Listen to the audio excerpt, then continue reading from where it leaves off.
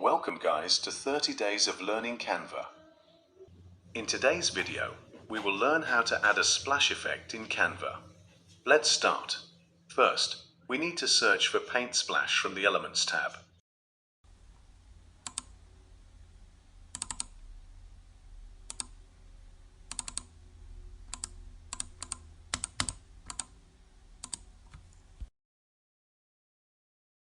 Select the splash of your choice and add it to the main page.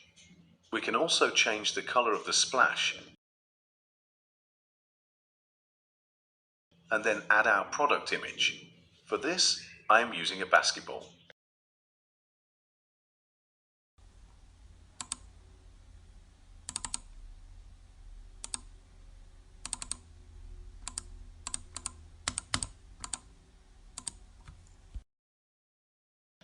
Let's make another effect for this. We will use a football.